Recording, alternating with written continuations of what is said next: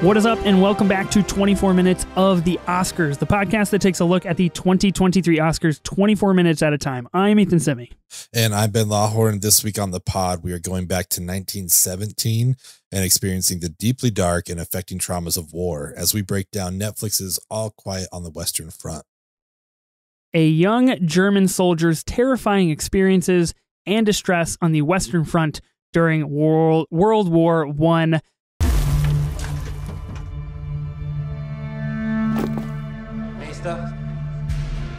Paul Bäumer. Ich möchte noch nicht loslegen.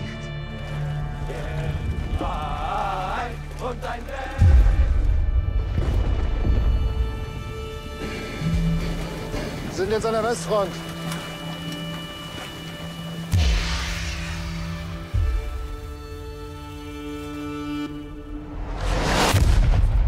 Our coverage of the Oscars Best Picture race is continuing. We are now in week 8. This is going to be the 8th Best Picture nominee that we have covered here on the pod.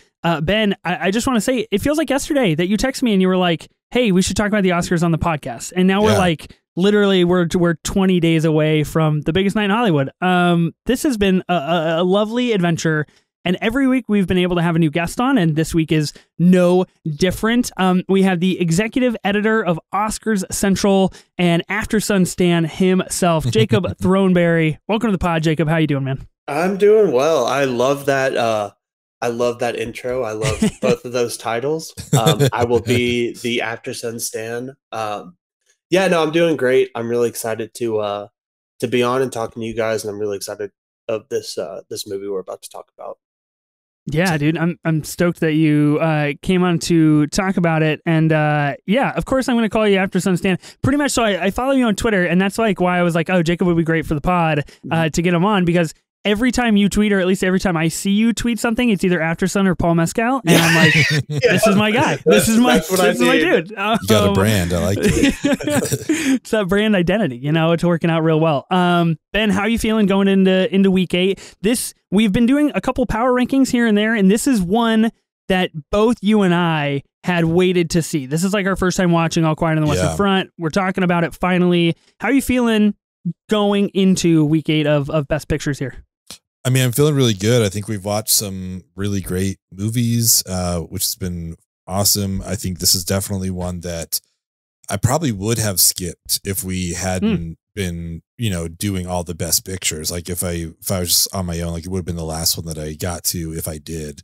So I'm glad that we're covering everything. I'm excited to talk about it. But yeah, I don't know. I feel good about it all. I'm excited for Oscars, you know? Yeah, of course.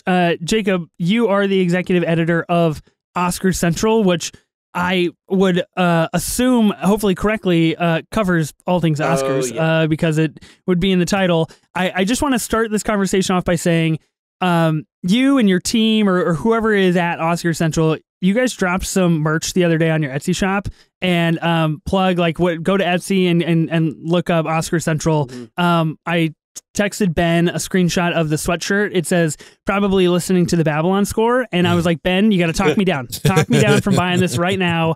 I haven't bought it yet, but I just got to say, some really good merch, man. I love what you guys are putting out over there. It's cool. Let me tell you, Kinsey is the one who put together all the merch. And she really knows what she's doing. Yeah, I love it. It was something we talked about the other day. It was just something to where, we felt like we knew when it came to the merchandise and stuff, because we were talking Jillian, who is a part of our team, part of the Tarmy, as far as I'm aware, correct? Yeah. Well, she had been asking for a long time. She was like, I need Tar merchandise. I need Tarmy merchandise. For me, you know, A24 is not doing anything with After Sun. They're not doing any merchandise. It's ridiculous. And so we were thinking, and we were just like, well, why don't we put together some stuff? And yeah, I mean, the shop's been up for a couple days. You can find it on our Twitter at Oscars_Central. And yeah, just go get something, go look at it, send it to a friend. We're trying to get higher quality stuff in the future. But it all starts by the people just going in and getting what they can now. Going back to your Paul Mescal thing, though, she sent me that before we officially launched, and I already went and bought the Academy Award nominee Paul Mescal. So I should be getting that this week. I love that. That's awesome. Yeah, Kenzie's rad. I actually did a draft with her on a different show that I think is Suit Up Geeks. And it was actually like Oscars related. We were doing like Best Picture winners. So yeah, Kenzie's awesome. I think what you guys are putting out is rad. So I appreciate so cool. that. Can I ask you, because I know this has to be a highly emotional answer. Do you think Paul Mescal really has any shot at winning Best Actor, or is he just like, hey, he's in there, you know, he's in the mix? Here's the thing, and I've been wanting to say this on some podcast. Here's your platform. Here you go. he's not going to win. Do I think he should win? Is it one of my favorite performances probably ever by anybody? Absolutely. But no, he's not going to win. However, I think of any actor or actress in this Oscars race, male or female, I think he has the highest upside for a future career. And I think, nice. I think, you know, if Austin Butler goes on and wins the Oscar, of course, like that'll be great. Elvis will probably define his career, even though, of course, he's going on to do, you know, Dune, Bike baby. Riders and Dune and all of that stuff. But I really think, because you saw it at the beginning of this year, Paul is already working on Gladiator 2. He's already working on Merrily We Roll Along. So he's going to be booked and busy for the next 22 years while they make that movie. You know, Oscars 2045, where we're coming for, that's it. That's the award. And he's also got, you know, a lot of stuff even this year. He's got a lot more projects that is really telling of how he is, and people seem to really like it. I mean, people forget this is his first leading performance in a movie, and he's nominated for an Oscar.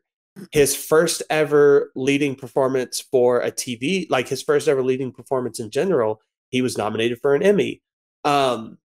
So it's like he has such a strong like aura to him. Also, not even to mention, he's currently like killing it in the London theater for Streetcar Named Desire. So like I put out a tweet not too long ago. I definitely could see him EGOTing like very. I was gonna say that's career. Incredible. Yeah. Yeah. I mean, next year he's doing an Andrew High movie with Claire Foy, Jamie Bell, Andrew Scott, tons of people. Or this year, I guess. Yeah. So it's like, yeah, I really think like this is just the start for him. And even if he doesn't win, he'll be an Oscar winner probably before this decade ends. I would be shocked if he wasn't. Yeah, heavily agree. I think Paul Mescal and Richard Linklater, a duo for all time, right there. I agree. Honestly, I absolutely agree. How are you feeling about that, Paul Mescal and Richard Linklater? You glad they're teaming up? You know how I feel about Linklater, man. I'm stoked. Yeah. I like Linklater as well. I think the only thing I don't know, not worries me, but like Boyhood was like a great feat in filmmaking, but I don't know that it was like a great film, you know. And they're kind of doing the same thing with this, right? Isn't it going to be like over a period of time? The difference is, here's where I see the difference, because I really like Boyhood. I think that it's a good story and it's a great feat. I think that they're taking this feat of because they're filming it. They're supposed to be filming it over the next 22 years, but the play Merrily We Roll Along is supposed to start with a younger man and a younger woman, and then the play ends with them getting older.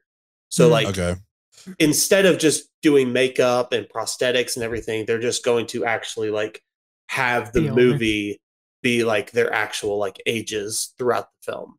Which I think that's a huge difference, that it's like based on a story already, where it kind of feels like Boyhood, they kind of had to like adjust, you know, throughout. So yeah, but I mean, I'm excited for it. Like I you know, before trilogy, I'm into it. So I think, I'm excited.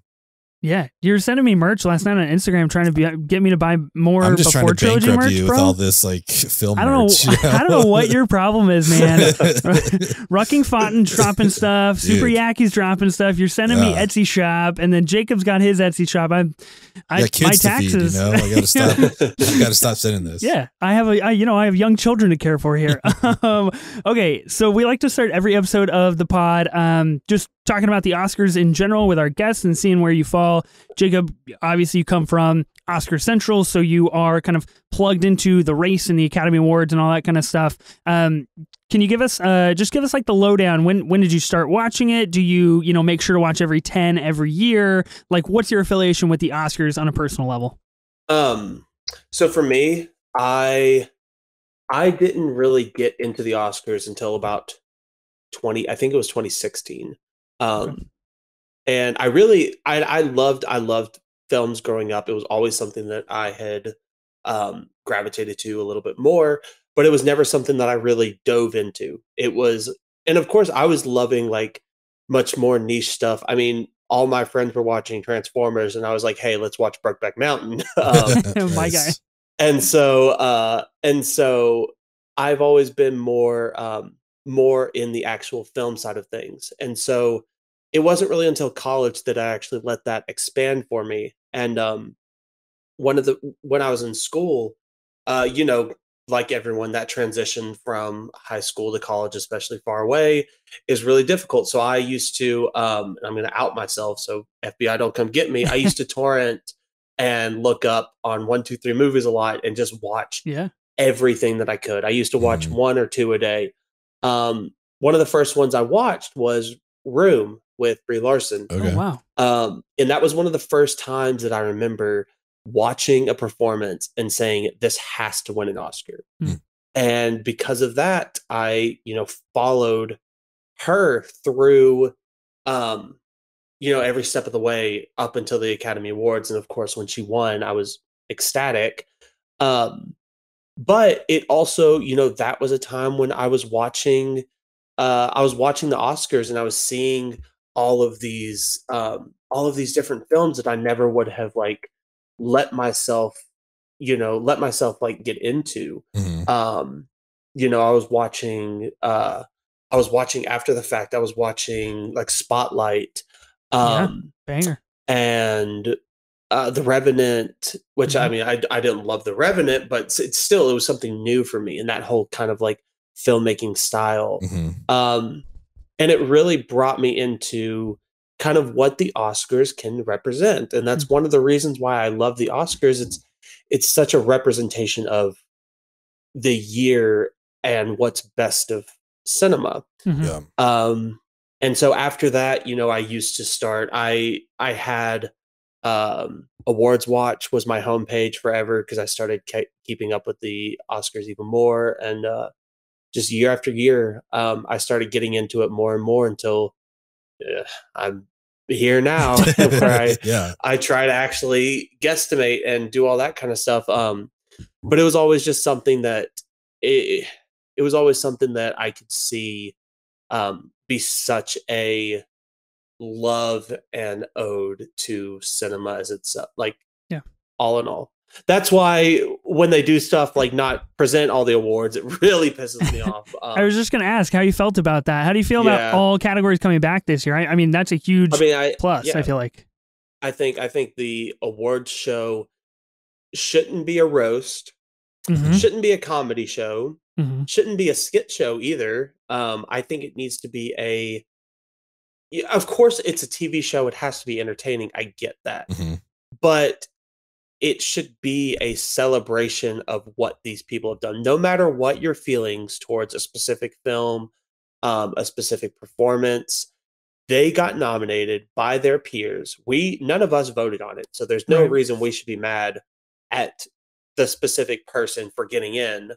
And it should be a celebration for their achievement and for what they did. I mean, making a movie is incredibly hard work.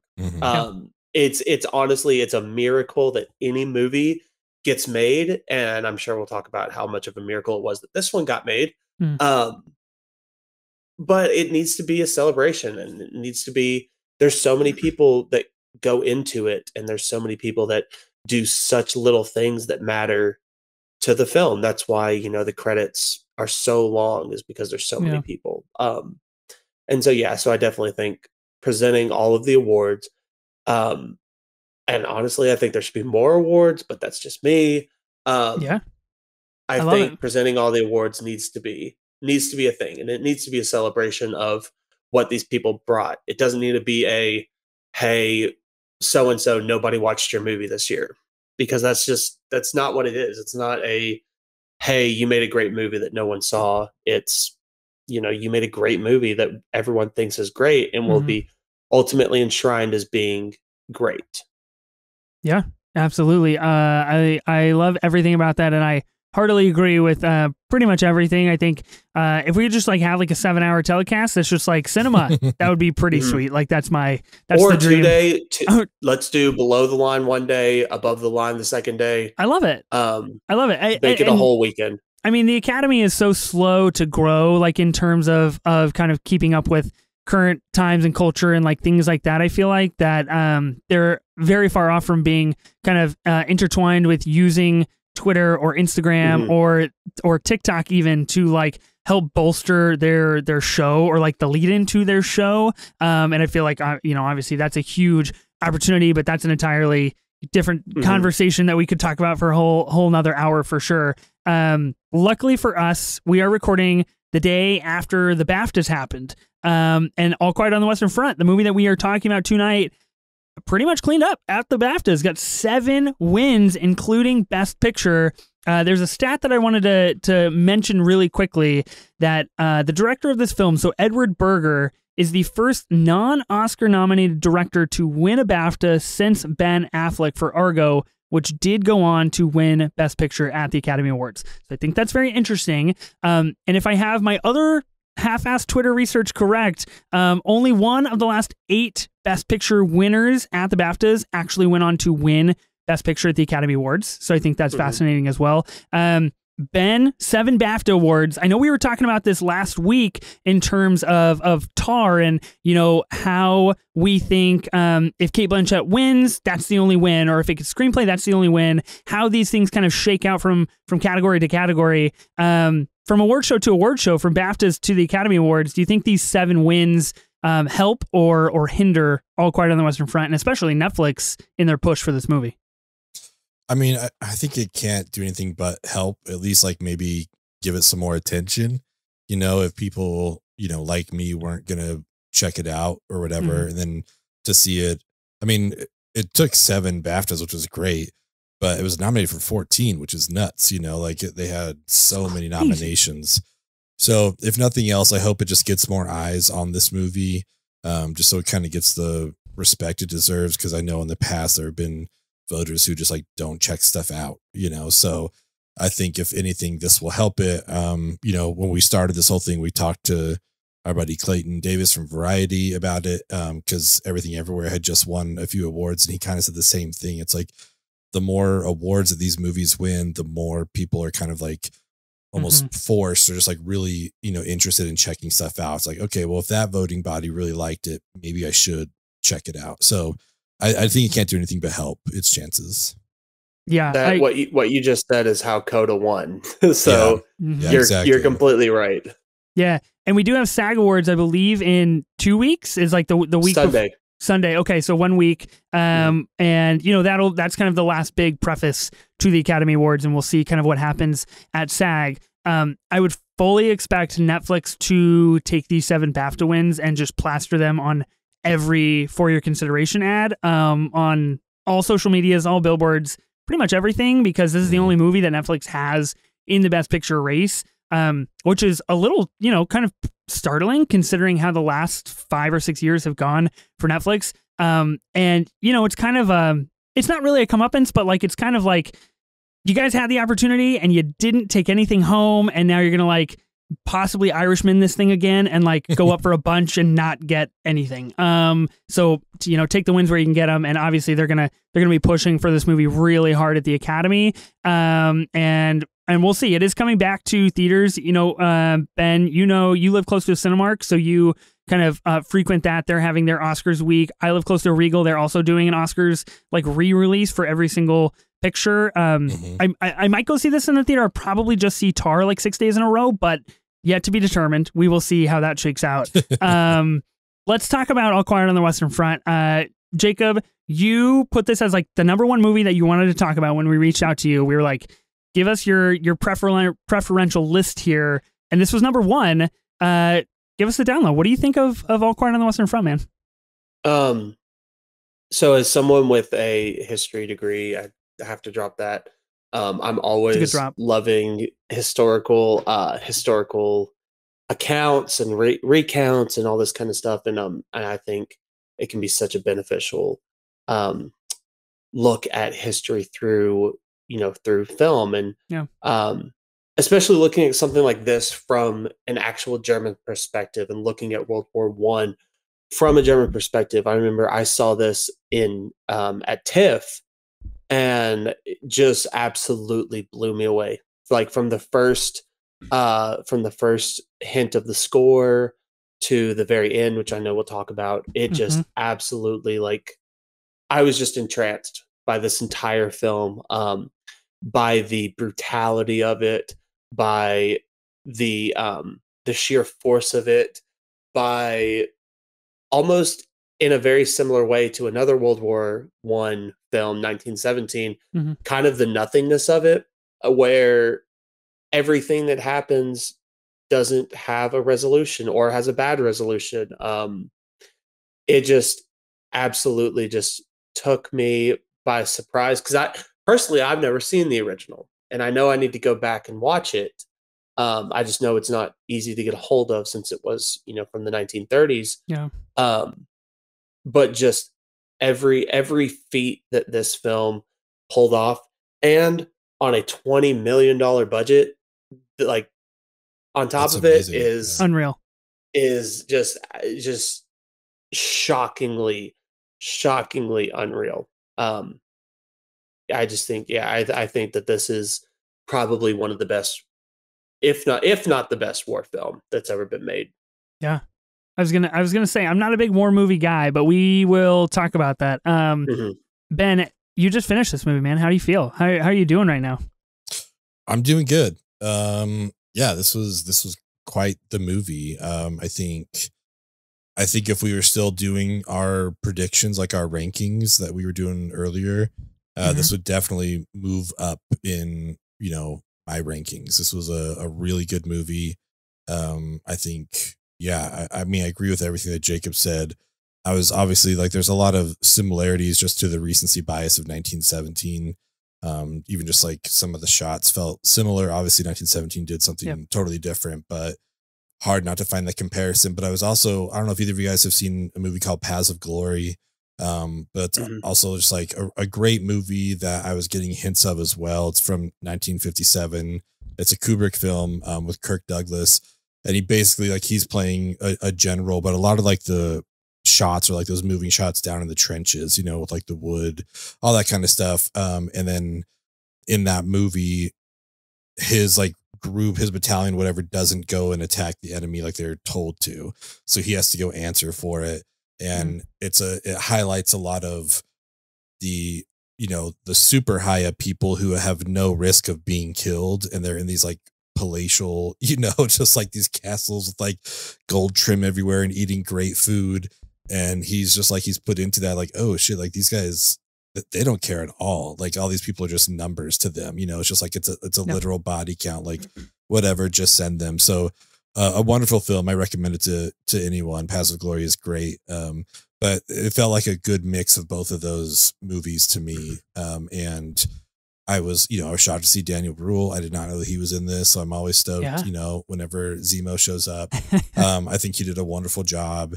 But yeah, I was really taken back by this. Like, I honestly, like, full disclosure, when we started this thing, this was the one I was least excited to watch, just because I was like, 1917 didn't really do it for me. Like, because it just felt like, oh, they're like doing a thing with the camera, but like whatever, you know what I mean? So I was worried about the comparisons there, but this one, it's great. Like, I saw the original like in film school I don't know that I paid attention the entire time, so I can't really like comment on it. But I mean, it's crazy. That one came out in 1930, I believe. 30, yeah. So it's like less than 20 years after the war ended. You know, we get that stuff now with like, you know, Hurt Locker or whatever. It's like the kind of the comparison of like, oh, it's still kind of going on or still very recent. So curious, you know, how that one was received back then. But I like this one quite a bit. It's actually something that like I might go see in the theaters when it comes back out in Cinemark, because I can imagine with the sound and all that kind of stuff that it would just be quite the experience to take in. So yeah, this one, honestly, out of everything we've watched so far, has surprised me the most in a really good way. Yeah, I'm kind of with you, Ben. The more that I think about it, the more I'm like, man, this would be, because I remember watching it last night and being like, this would sound really sublime, like in a theater. Like if I was watching this on a big screen with a massive sound system. I was a huge fan of the score, but in more particularly like the 3 notes that like are the very Christopher Nolan-y style for this, where every single time those 3 notes pop on, you know, like shit's about to go down. And just like how loud and sharp and riveting they were, would be really fun to watch in the theater. I definitely, I was looking forward to this the least, honestly, like with you, Ben. Like I just don't do war movies. Like I've never seen Saving Private Ryan. I saw 1917, and that's because that was the year I got into the Oscars, and like that was a big deal. And I was like, I guess I'm gonna go see a war movie. I remember specifically being like, this is not for me, and I already know that, but I'm gonna go anyway because it's up for awards. So going into this, I was a little bit more closed-minded, but as soon as it started, I texted you, Ben, and I was like, yo, have you started this movie yet? Because I'm 20 minutes in, and this shit is pretty fire. Like, this is really good, really intense, some nice camera movement. Really, and you cook off with, like, the battlefield scene and, like, taking an axe to somebody, and then you get this cut screen to, like, the title, and I was like, that's sick. Like, that was tight. And it's just really some really good moments where it was just, like, really exciting. I feel like this movie pays off the more you get in, the more you invest into it and the farther you get into the film itself. I feel like the last 15 minutes really paid off of what the first act kind of sets into motion and sets in. And, you know, you think back to the first moments where we're like forging parent signatures so we can go be men. Yeah. And then you're like, this is the shit you signed up for. Like this fucked you up. Like that was a bad decision. You should not have, like, you shouldn't have done that.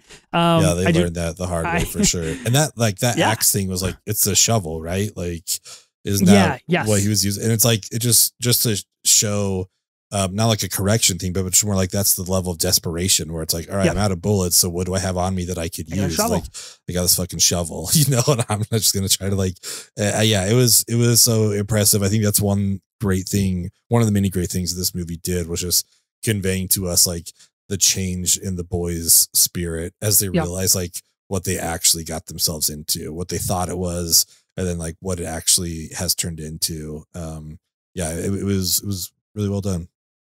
Yeah, definitely. And I was finishing watching it last night, and my wife was on the couch next to me, and she knew I had about 90 minutes left of this movie, and I was like, you can join it if you want. Like, this is Oscar nom, like, you know. And she popped in her AirPods and was on TikTok for 90 minutes instead of this. And I don't know if that was the right decision or not, but I will definitely say it was the easier decision, because there were some moments in this movie where I was like, yo, like, look at what is on this screen. It is insane. It is nuts. Like, there's dead people hanging from trees and like just crazy, crazy things that I don't really know how they pulled off. And when I watch something like this, I just can't help but think of like the number of people that are involved, even on the screen, but like behind the screen, in getting all of these things right is absurd to me. It's just unfathomable how many things have to happen to pull off a shot and for all this to go well, and to really hone in on that vibe of like that time period and the war and everything was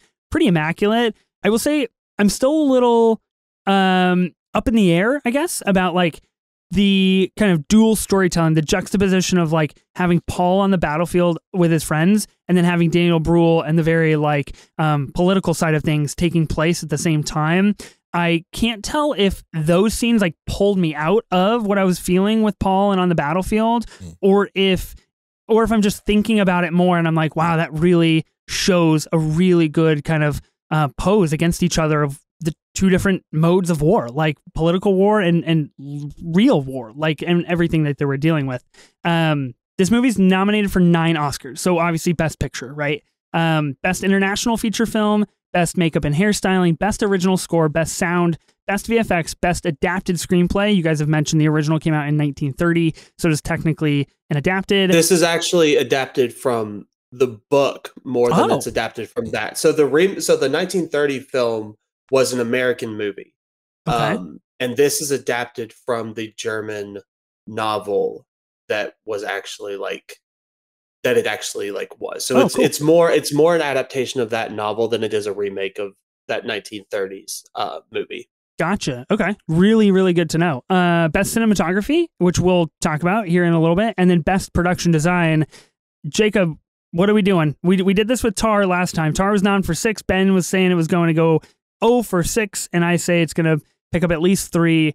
Out of these 9 for All Quiet, what's your guess? What's your prediction? How many Oscars is this movie scoring? As of right now, and we we are at Oscar Central updating weekly. I have it winning 5. I have it winning international feature, original score because of that BAFTA win. No. I have it winning best sound, best screenplay, and best cinematography. I know we're going to talk about cinematography. I think that is the most likely of the 5. And I think, international feature is definitely the most likely of the 5. But that's not that feature. And I've been very adamant about this from step 1, ever since it got the Best Picture nomination. I have it as my number 2 for Best Picture. Wow. Now, granted, I think the movie that I have number 1, I don't think there's any shot that it loses, but you can see with the BAFTAs, the international branches love All Quiet. And now, like you said, it's Netflix's only film in the Best Picture race. If you, Kenzie, we talked about her earlier. She tells us all the time, there is a long stretch of road in LA that is nothing but All Quiet billboards. Wow. They really are. And plus, they don't have SAG. They don't have PGA. They don't have like all of these other precursors. So, Netflix is going straight from winning 7 BAFTAs to pushing for Oscars. So I currently have it winning 5, and I think it's one of the top contenders for Best Picture still. Nice. I love that. I think it's pretty impressive. Ben, what are you thinking here? I feel like we're significantly underrating this movie based on what Jacob just said. Yeah, for sure. I'm just going to comment too on the adapted screenplay. That's like the only place where Netflix is up against itself, with Glass Onion being there as well. I'm curious how much love for Rian Johnson is going to play into it. Obviously Women Talking, I think we both were, I think that's a great screenplay. And then you got Top Gun Maverick, man. If Tom Cruise shows up to the Oscars, I don't know.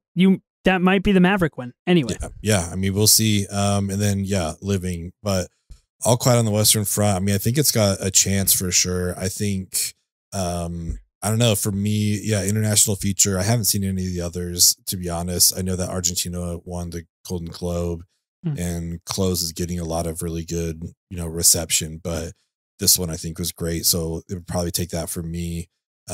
Sound for sure. Probably adapted screenplay and cinematography. Like those are probably the 4 that I would like bet on for this movie. Again, cinematography, Maverick just got screwed over there, but this one lights out. This was a beautiful movie, so I could see it taking cinematography for sure. Which those are the 4 that I had until yesterday. Right. So nice. Okay, I absolutely agree. I don't see how Maverick doesn't get into cinematography. Like, we haven't talked about this yet in 8 weeks. Like that's just, I don't get it. Like, what is going on? What is the Academy doing? I mean, this is a gorgeous movie, so I'm with you guys on this on cinematography. I think sound for sure. I've got to differ on on original score, I got Babylon in there, man. That's Justin Hurwitz. Academy does love Justin Hurwitz, and Babylon's not getting a lot of love elsewhere. I think Babylon's also going to pick up production design. I believe it did win the BAFTA as well for production design. So I feel like that's a pretty good shout for Do you Babylon. like Babylon?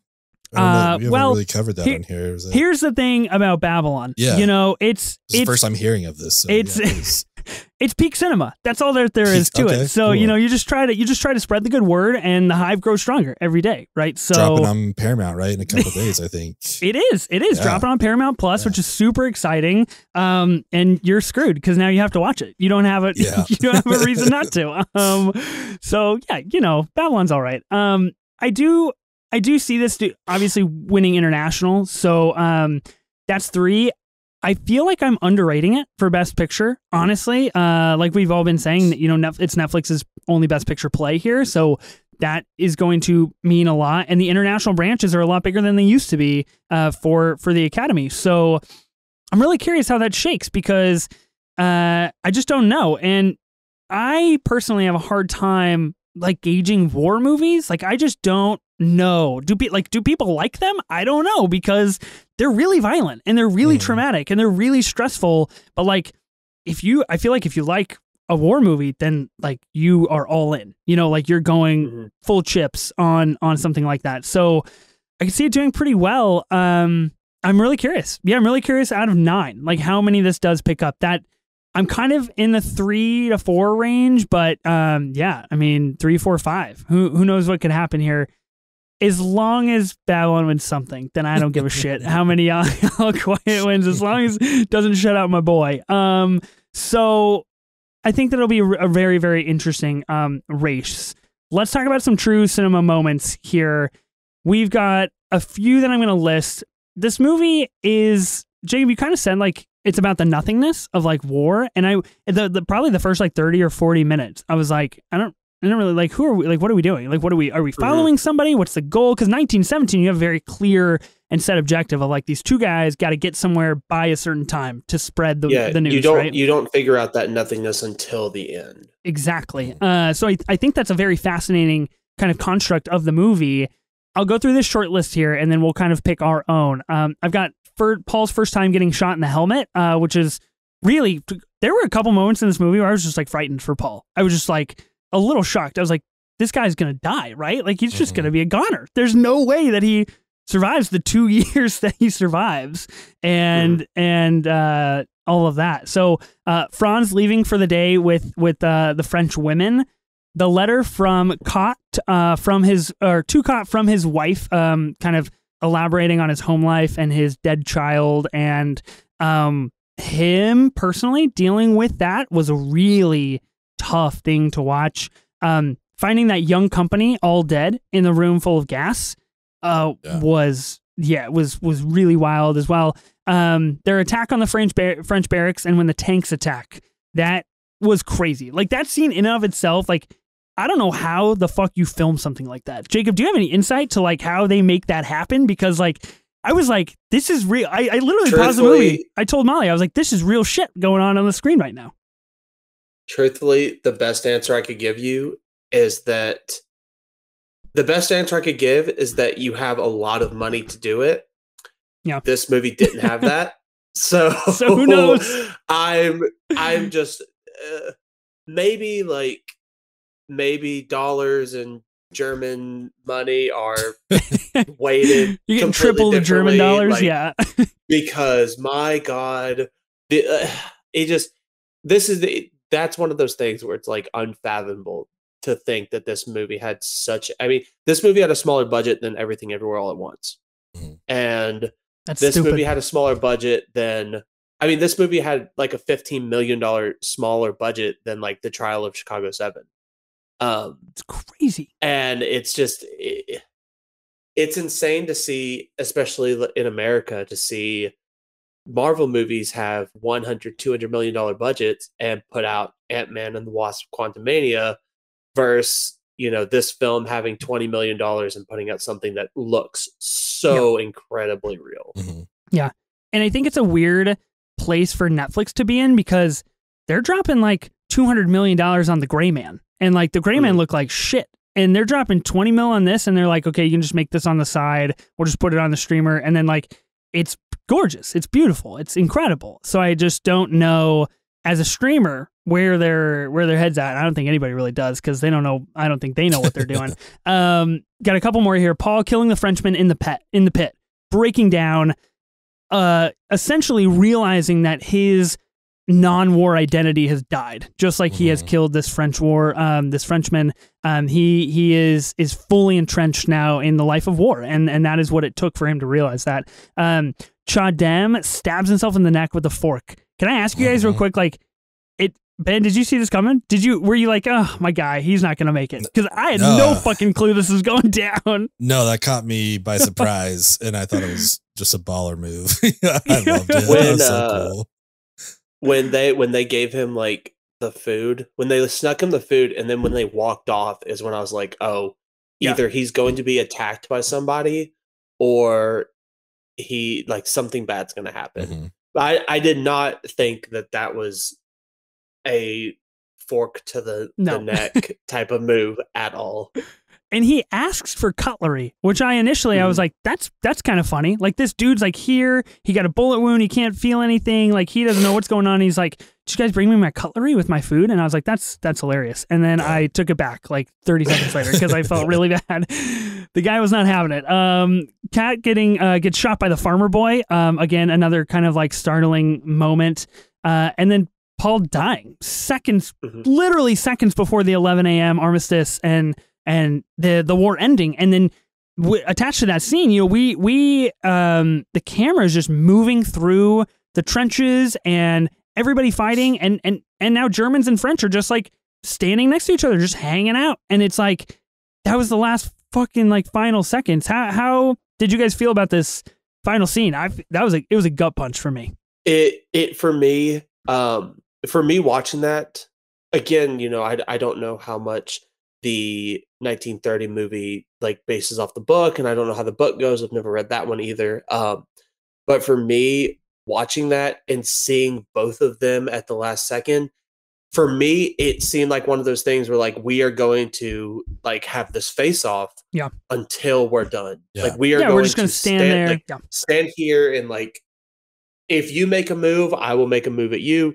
If I make a move, I'm sure you will make a move at me. And then to not even see the person come up and stab him through the heart is just, I mean, it's just one of the most like unbelievably shocking things I've seen like last year. I was fully taken aback. And then of course, and here's the thing, I think in a lesser movie, doing what they did and having the 11 o'clock, like the 11 o'clock come around right away could be a massively emotionally manipulative thing to do. I don't know if you guys saw The Sun, but The Sun did something at the end that was almost that bait and switch to where you're just like, I can't believe they did this. Yeah. And it's incredibly like grossly emotionally manipulative. That's what I think this one in a lesser movie could have been that. Could have been the, we just followed this guy for X amount of time, and right at the last second, you're just like, he gets stabbed, and then it's like, oh, of course, now the 11 a.m. thing comes along. Yeah. But it really is that like really powerful moment. And then not even just him dying, what comes after when the guy is coming through picking up the dog tags. Yeah, the new kid, man. The full circle. Yeah. And then you kind of realize that like, for this kid, like he got lucky, he got out, but it's, that's not how it was for everybody. Yeah. Yeah. The 11 o'clock was kind of nuts because, that general dude, just being like, nope, we're going to go attack them. We got whatever, we got 15 minutes left. Crazy. We're not giving up. We're not going home like cowards. And then you see some people like, I'm not going back out there. Are you kidding me? And then they just get like lined up and shot if they're not willing to go back out on the battlefield, which just lets you know, like, you just have to go. That's you have a better chance of living if you just go out into the battlefield. Because if you don't, you're definitely going to get killed. So that was the thing that I thought they were playing with the 11 o'clock was like, oh, we're going to get one last attack in and see what happens till 11. Then there will kind of be the truce. It'll just end and people will realize, oh, we're all just like people. And so then, unravels the way it does. And yeah, I thought they were just kind of like a standoff, like, all right, we're both down here. No one knows we are. Let's just be cool. Like we have like 2 minutes left. just like chill out, hang out. That dude coming up, it's like, oh, it's never fun to watch your protagonist die. It's just like, oh shit, you got really attached to this dude for the last 2.5 hours. So that sucks. And like to experience that scene after we go through that entire scene where Paul has to kill somebody, like with his hands and shove mud down his throat and then try to recoup him and save him and then deal with that trauma is devastating. It's just absolutely devastating to see like that happen to him so swiftly and so quickly. And that was just like how it shook out for him. All right, Jacob, let's start with you. What is your true cinema moment from this movie? I think for me, it's really the beginning. What with history of films and war films in general, the outcome. Going into it, the Germans lose, so you're almost kind of like waiting the entire movie to see what happens when they finish it. And for me, it was the beginning and seeing, and I can't remember who the initial guy was, but watching him, because when I first saw it, I thought he was going to be the main character. Yeah, and you see him die. And then, of course, that's when Paul comes on the screen and you meet Paul, and Paul is with all of his friends, and they're so excited to go fight and battle, and they're so excited to get out there. And then he gets his, uniform, and it's almost that like foreshadowing of like he died and like a very like brutal death. And at the end, of course, Paul suffers that same fate. And so, yeah, I think the opening of the film is like brilliant.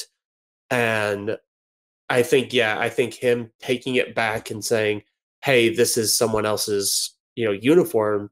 And they just kind of rip the name off, throw it to the side. And they're like, oh, it didn't fit him. Don't worry about it. Yeah. I mean, honestly, like the emotional journey we go on with the literal like outfit, it's like we follow that where it's just like they get stripped of all their clothes and they get thrown in the bag, thrown in the truck, they go get washed, and then we're going, to the seamstresses, whatever.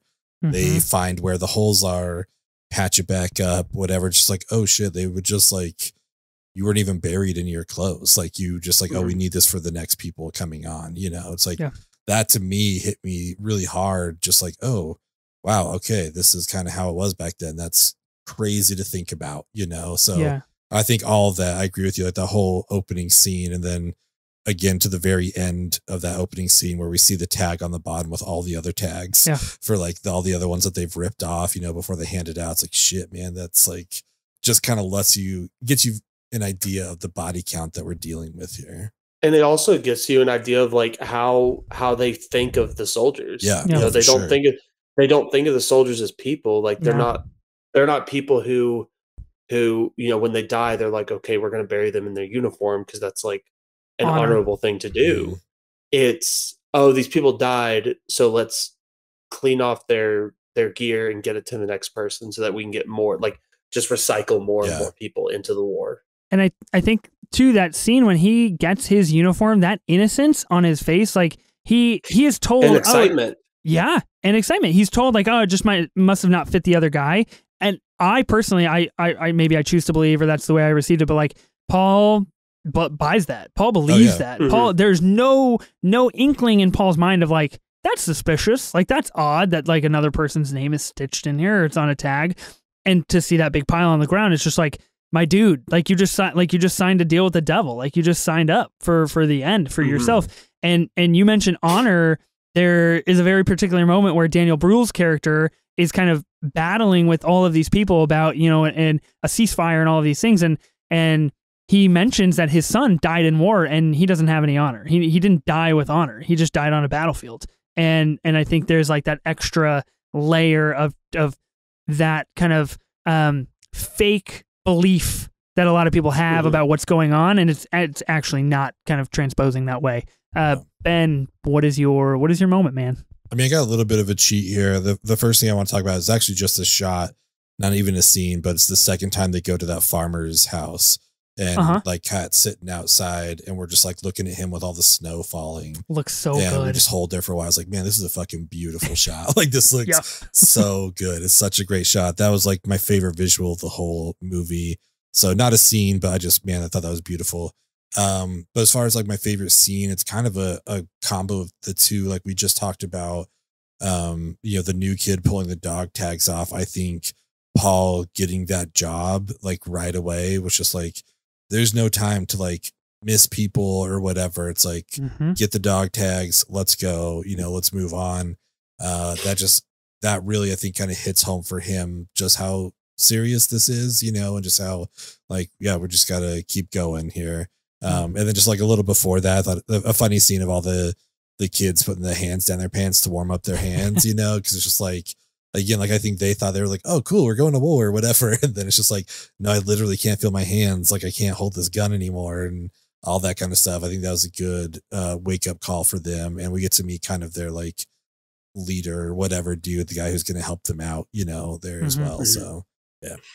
Yeah, some good scenes. And the more that we talk about it, the more that I think about it, there's just like so many scenes where it's like, yeah, that was actually really good. Like, I think it just is like hitting me late. And I think that's a testament to the power of the movie.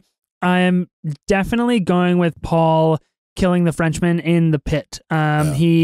He finds himself in that moment and he stabs him like 6 or 7 times, and the guy's laying there coughing up blood, and Paul kind of like gets space from him to try to understand maybe what just happened and how he is surviving for his life in this very active war zone and active battlefield. And he takes off his helmet and he puts it on a stick and he holds it up, and the helmet immediately gets shot. And that's when I'm like, oh, this guy's fucked. Like he's done. He's done. Like he's not getting out of this at all. And he waits there long enough. And I kind of already mentioned it, but he goes through this entire cycle of emotions with this random guy that he finds out is I believe a typist and had a wife and a kid, and he's just a guy just like him that just got enlisted in the war, and that's just like he just killed a man, and so coming to this very real raw reality and trying to come to grips with that, and then understanding I think just that breakdown that he has where he knows his innocence is gone. He knows that his identity beyond the battlefield is kind of no more. It's kind of done and over with. And this is the defining moment that changed who he was, because when they do go back in those final 15 minutes, he doesn't say anything. He just grabs the kid and he just goes back out to war, because he knows that's what has to be done. He knows if we're going to make it to the ceasefire, if we're making it to 11, just put your fucking head down and go back to war and pray that you don't get shot and that you survive. And I think it was that defining moment where he killed that guy that really turns his path and is really, really pivotal in the movie. We are going to tackle cinematography this week. We tackle a new Academy Award category every single week based on the movie that we're doing. All Quiet on the Western Front up for Best Cinematography, along with Tar, praise be to the Charmy. Elvis, you feeling good about Elvis, Ben? You still like Elvis? I feel good about Austin Butler, yeah, for sure. I still love Elvis. Yes, I love Elvis, but I feel good about Austin Butler. We've got Bardo, False Chronicles of a Handful of Truths. That's the only nom for that Netflix film in this category. Which and then is we have crazy. Which is wild. And then we have Empire of Light as well, which is the only nom. Considering that's directed by Sam Mendes, who did 1917, is kind of wild. I heard that movie wasn't very good, so I haven't watched it yet. But I'm just trying to heaters only when it comes to Oscar season. I just try to hedge my bets a little. Yeah, Empire of Light, you can look at the pictures. That's good enough for me. Cinematography definitely earned that cinematography nom. Roger Deakins, of course, but yeah, just look at the pictures of it. Maybe listen to the score. The score is really good too. Okay. I was so excited for Empire of Light because it was like, we're getting Empire of Light, we were getting The Fabelmans, like all of this was coming out at the same time, where it's like, we have so many movies like about movies. This is incredible. I can't wait for all of them. And like I saw The Fabelmans and I was like, that was good shit. And then I heard Empire of Light, not so great. And I was like, yeah, I'm good. I watched the one probably the one that matters, and obviously it was. You watched the one actually about movies. Yeah. So there we go. Perfect. I won.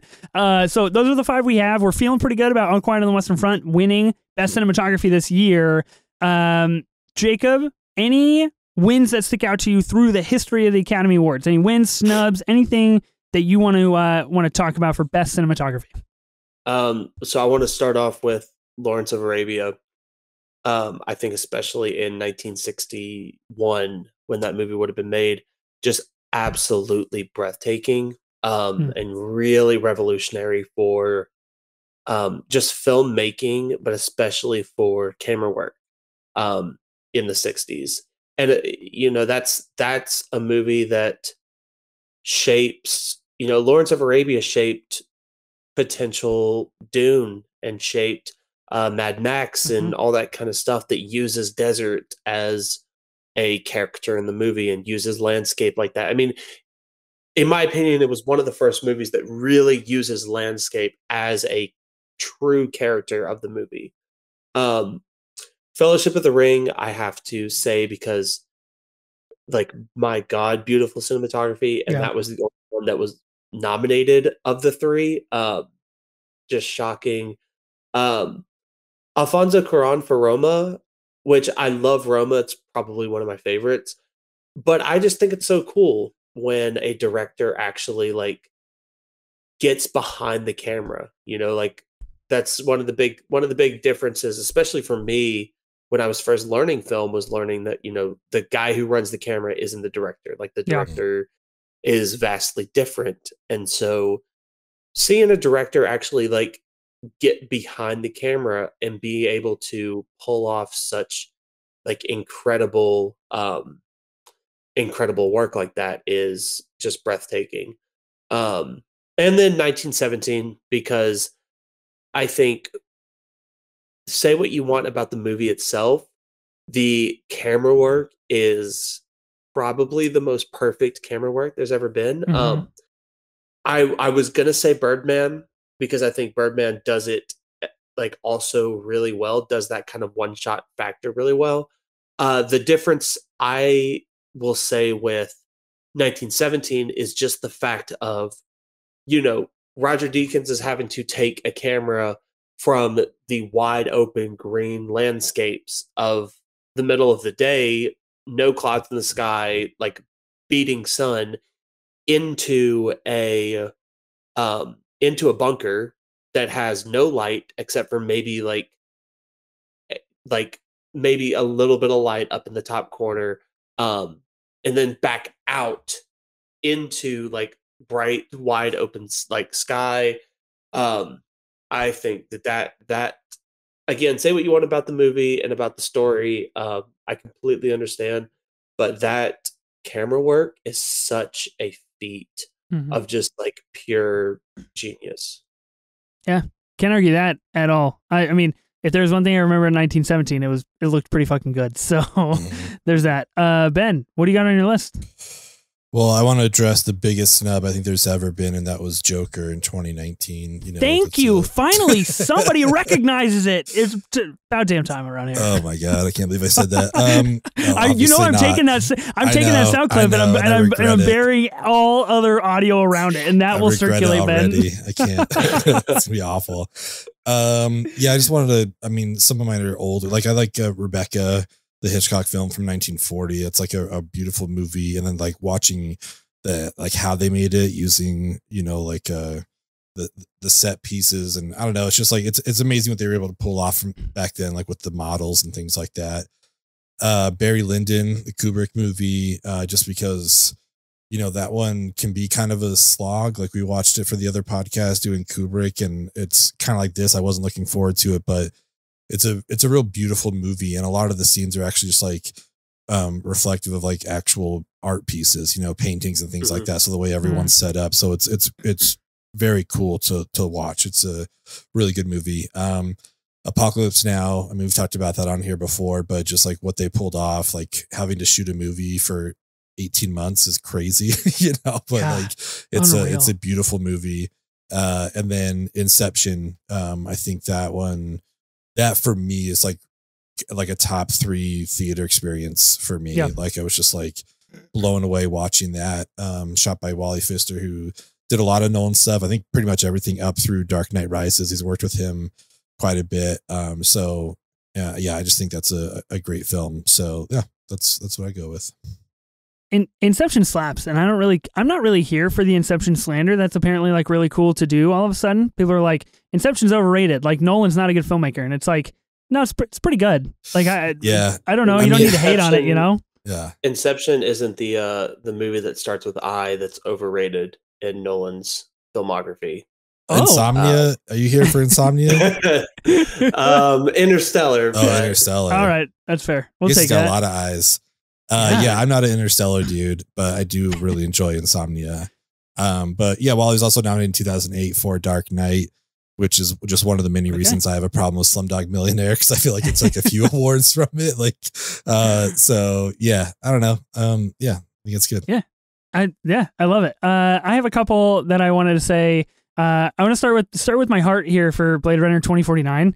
I just obsess over that movie. It's not a perfect movie, and it is quite lengthy and does drag at moments, but like, goddamn, if that's not one of the prettiest movies like I've ever seen in my life, in a completely fictional space, in a completely created zone, which is unfathomable. I've got Dune on here because I think Dune is it's probably like a top 5 theater experience for me. Like opening night of Dune in IMAX was just, I was absolutely mystified about how they pulled a lot of that off, and it just looks gorgeous. And I can't wait for Dune Part 2 and hopefully Dune Part 3, and we'll see what Denis sticks with. Austin Butler doing his Elvis voice in Dune. I hope it sticks around, man. Let's go for it. I wanted to call out the back-to-back wins for Emmanuel Lubezki, who does Gravity in 2013 and then Birdman in 2014. I just think back-to-back wins is pretty phenomenal that you can pull that off, and like you're that talented. Revenant in 2015, he did back-to-back. Back-to-back-to-back. He did 3 in a row.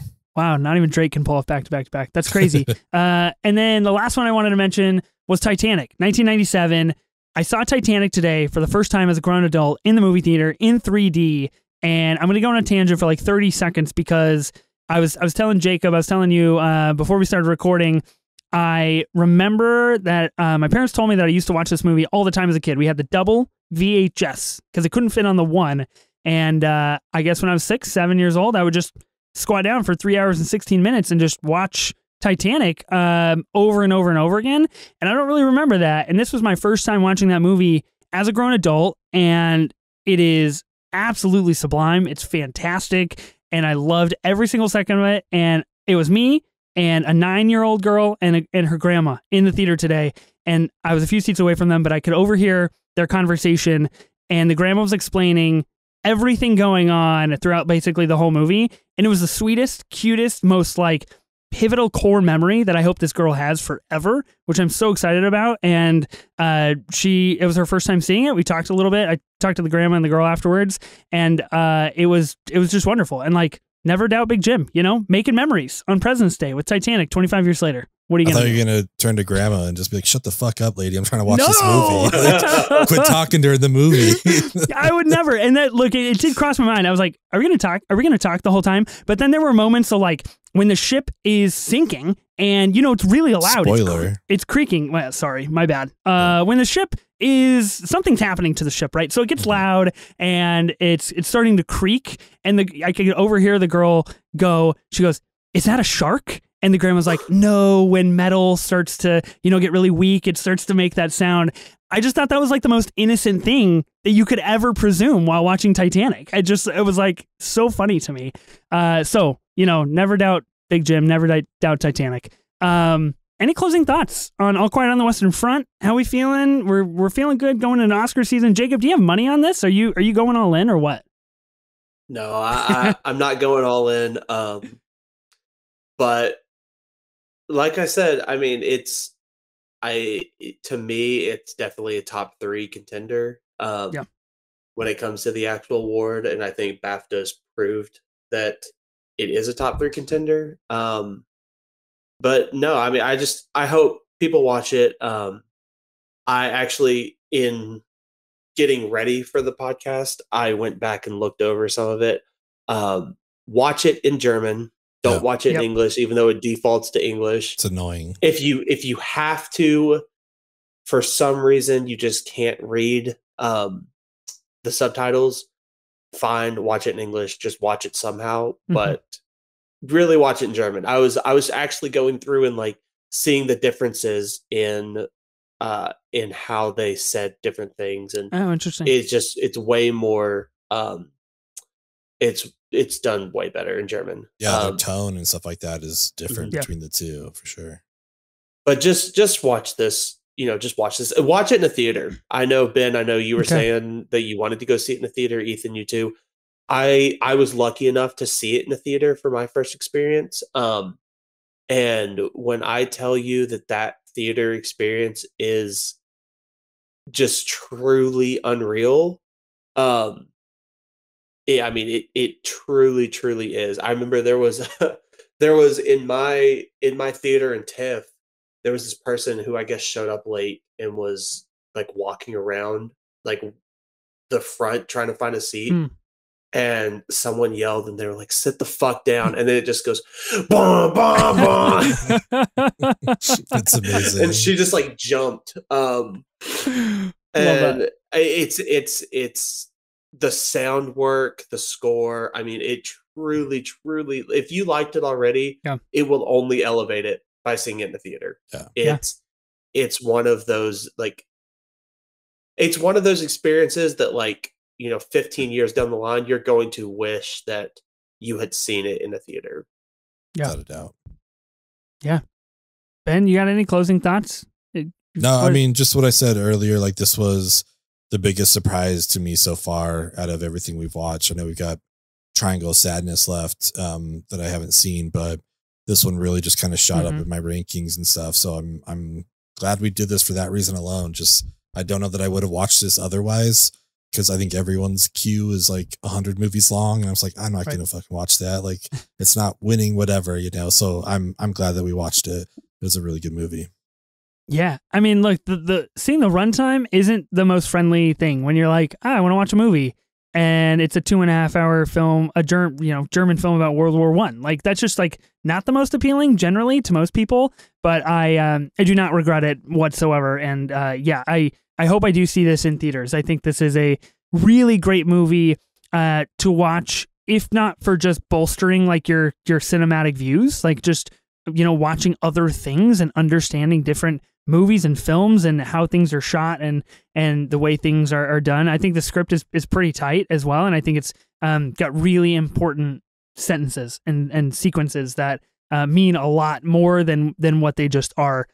So yeah, I like this movie quite a lot, and I feel pretty good about it. I'm not as high as you, Jacob. I don't know if it has a potential to win, but the BAFTA wins making me a little bit nervous for everything else going down at the Academy Awards here in just over 2 weeks. We're not going to do a power rankings this week, but Ben and I will be back maybe next week, maybe the week after, to do our like final power rankings before we get into the Academy Awards, and possibly do like a live, immediate reaction pod. I don't know. Yeah. Ben, we got to talk about this. We got to figure this out, because you're coming to town, buddy. You're coming. I'm coming up there. Yeah, let's do this. I'm excited. Can't wait. Yeah. Jacob, thanks so much for being on the pod, man. Of course. Incredible Thank you guys time. for having me. Yeah, of course. It was our pleasure. We'll have you back on for like the rewatch of After Sun next year. We'll just do like an annual After Sun, and you'll just be like our annual guest. Do your movie that should have won 15 Oscars that was only nominated for one. Yeah, in our world of Oscars. Yeah, this was a great conversation, Jacob. Thanks so much. If people want more of you, I know I mentioned Oscars Central, but where can they find you at? Website, podcast, Twitter, where are you at, man? Yeah, you can find me on Twitter. That's probably the easiest place, at Tberry57, on Letterboxd too. Very avid Letterboxd user. I use it all the time. Yeah. And then on OscarsCentral.com, I am seeing Creed tomorrow, and I will have a review up on In Session Films. And then I'll be seeing Cocaine Bear on Wednesday, and I'll have a review up somewhere. So just follow me on Twitter, and that'd be the best place to to find everything that I'm doing. Yes. I love that. But yeah, I appreciate you guys letting me come on and talk about this movie. I really did have a great time. Cool. I'm glad. Yeah. But what, Jacob, which one are you more excited for, Creed 3 or Cocaine Bear? Be honest. It's so hard because, see, Rocky is my favorite Best Picture winner ever. Wow. It's one of my favorite movies ever. And I love the Creed franchise. But also, it's I can't really show you, but like right here on my like in front of my desk is an Into the Spider-Verse poster. Phil Lord follows me on Twitter. Wow, what a drop at the end of the pod. 22 Jump Street is one of my like all time. My mom and I, when I was going to tour schools, 22 Jump Street, we were quoting it the entire time.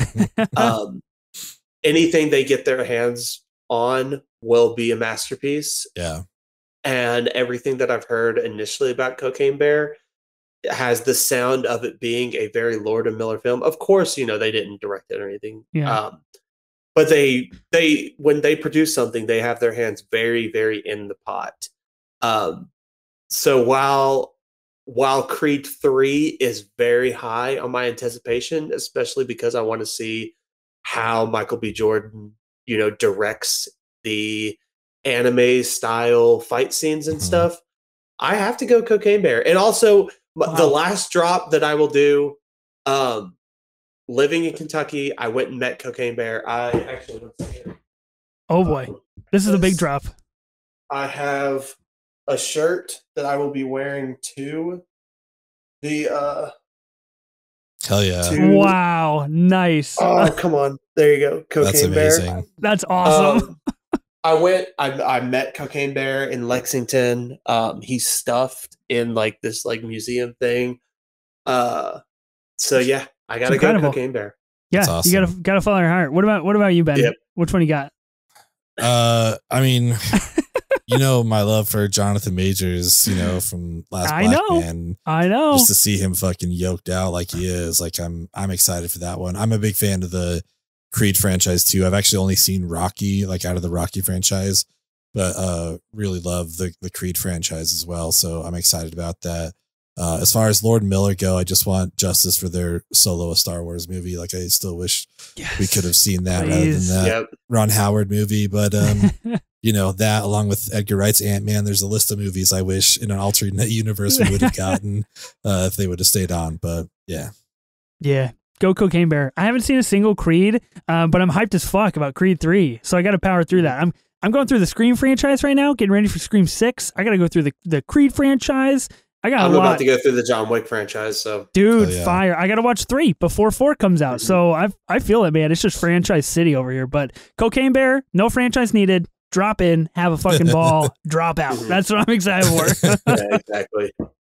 Well, sweet. Yeah, let us know what you think about All Quiet on the Western Front. Is it better than Cocaine Bear? Hit us up. Tell us, is it going to win Best Picture? We are on Twitter and Instagram at 24 minutes of A24.